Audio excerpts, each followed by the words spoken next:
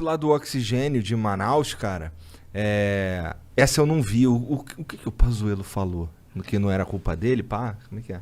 Não, ele disse, primeiro ele inverteu as datas que teve conhecimento. Nós temos informações, dados, que desde o dia 7 de janeiro o Ministério da Saúde sabia que iria colapsar o fornecimento de oxigênio para os manauaras, né? Na verdade, a Secretaria de Saúde do Amazonas já tinha informações da White Martins, que é a fornecedora de oxigênio, desde julho a agosto. E pelo menos, já confirmado, desde o dia 7 de janeiro, o Ministério da Saúde iria. No dia 10 de janeiro, o ministro da Saúde vai até Manaus. No dia 11, ele faz um evento. Para quê? Para comunicar que estava comprando carretas de oxigênio? Não. Para anunciar o Tratkov com hidroxicloroquina para enfrentar a falta de ar das pessoas. Né? Caralho. O primeiro carregamento, olha só, foi necessário, foi preciso, veja o constrangimento que o Brasil teve. Algumas das primeiras quantidades de oxigênio que chegaram de Manaus foi da Venezuela.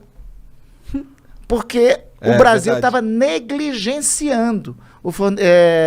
Ainda não tinha atentado e não tinha dado a prioridade devida. Não era nem a questão que tipo, não dava pra comprar. A questão é que só não compraram porque não se preocuparam que ia faltar. Eles tinham lá uma convicção, tinham informação, ou então, aí é a hipótese que nós estamos trabalhando. Nós acreditamos que o povo manauara, os cidadãos de Manaus, foram tratados como cobaia. Eles viram que o colapso existia, eles viram que o sistema estava colapsando, eles disseram, vamos dar hidroxicloroquina que resolve. Quando viram que falhou a hidroxicloroquina, aí foram atrás do oxigênio, mas e só aí depois. Tarde demais. Aí já era muito tarde. Aí então, essa é a hipótese que nós caminhamos lá. E essa hipótese aí não é para denunciar criminalmente ao Ministério Público, não é para o impeachment somente, não. Isso aí é crime de lesa humanidade. Segundo o Estatuto de Roma, crime de lesa humanidade é julgado pelas leis do país, mas é julgado também pelo Tribunal Penal Internacional. Isso é algo que eu ficava pensando às vezes, assim, porra, imagina se o Bolsonaro, se ficar provado mesmo que o presidente fez merda na pandemia, porra, o mundo vai querer a cabeça dele.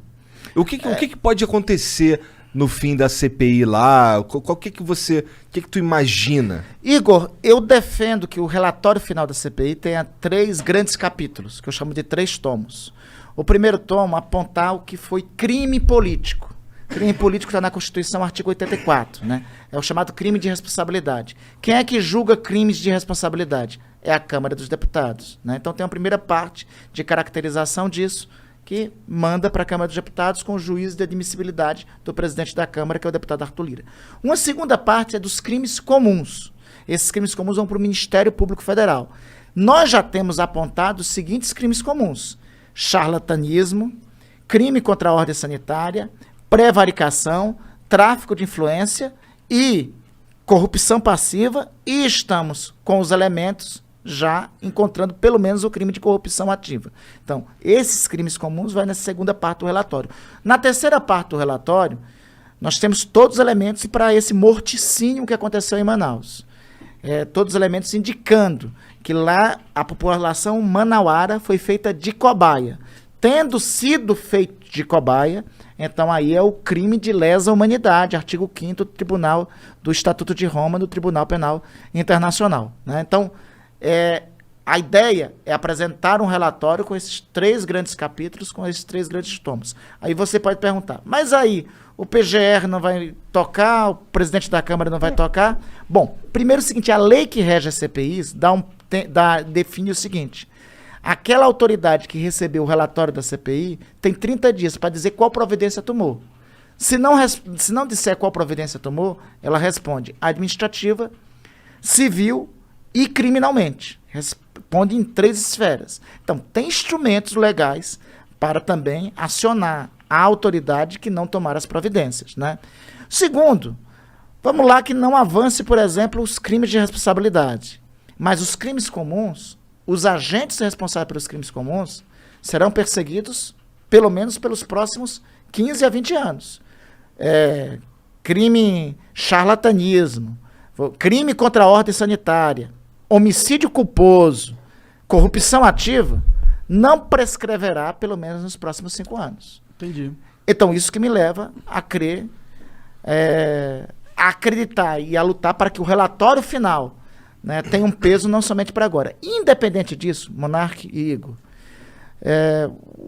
esse serviço que está sendo feito não é um serviço somente para prestar conta como parlamentar, não é um serviço somente para a sociedade ver, é um serviço para a história. Porque, Igor, é o seguinte, acabei de estar falando aqui na preliminar contigo, que eu tenho um netinho, Antônio Gabriel, tem 8 anos.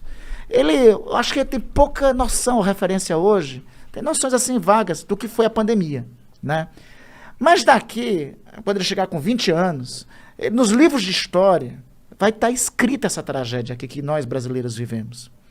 Ele vai olhar para mim e vai dizer, vovô, o que foi que o senhor fez e de que lado o senhor estava? Eu quero ter a consciência livre para dizer, meu neto, eu fiz tudo o que era possível ser feito. O que eu fiz foi isso, isso, isso.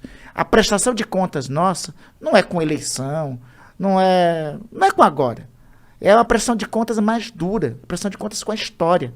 E a história, eu sou historiador, a história nos ensina que ela tem a porta de entrada da glória e tem a porta de entrada da vergonha. Tem a porta de entrada da honra e a porta de entrada da desonra. E a pior coisa para as gerações que virão, para os descendentes de alguém, é entrar pela história, pela porta da vergonha. Com certeza. Eu concordo pra caralho, mas eu infelizmente tenho um pessimismo dentro de mim que acho que não vai dar em porra nenhuma essa porra. Faz que nem Gramsci. Otimismo, tem o pessimismo da razão, mas também tem o otimismo da vontade. É isso que nos alimenta. Assim. Tem um negócio que alimenta todos nós humanos desde que a gente existe. Até que é a comida.